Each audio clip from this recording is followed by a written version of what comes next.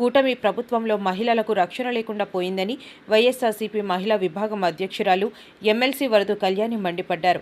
తాడేపల్లి వైఎస్ఆర్సీపీ కేంద్ర కార్యాలయంలో మీడియాతో మాట్లాడుతూ విశాఖపట్నంలో ప్రేమోన్మాది తల్లి కూతుళ్లపై దారుణంగా దాడి చేసిన ఘటనపై ప్రభుత్వం సీరియస్గా స్పందించాలని డిమాండ్ చేశారు.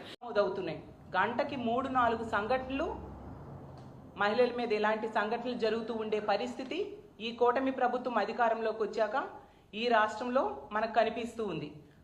అది ప్రభుత్వమే తమ లెక్కలను చెప్తూ ఉందంటే అన్అఫీషియల్గా ఇంకెన్ని ఇలాంటి సంఘటనలు జరుగుతున్నాయో మనం అర్థం చేసుకోవచ్చు. ఇంత క్రూరంగా వాళ్ళిద్దరి మీద దాడి చేశాడు అంటే ఇలాంటి దుర్మార్గులకి ఇంత ధైర్యం ఎక్కడి నుంచి వచ్చింది? ప్రభుత్వం తాలూకా ఉదాసీనత, ప్రభుత్వం తాలూకా నిర్లక్ష్యం.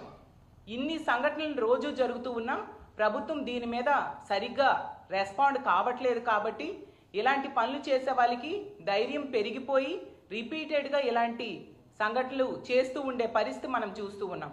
ఖచ్చితంగా ఈ విశాఖపట్నంలో జరిగిన సంఘటనలో వాళ్ళ మీద దాడి చేసిన వ్యక్తికి వెంటనే పట్టుకోవాలి, కఠినంగా శిక్షించాలి. తల్లిదండ్రులు ఇంట్లో వాళ్ళు కోరుతూ ఉన్నారు, బంధువులు ఉరిశిక్ష వేయాలని. అలాంటి కఠినమైన శిక్షలు వేయాల్సిన అవసరం ఉంది.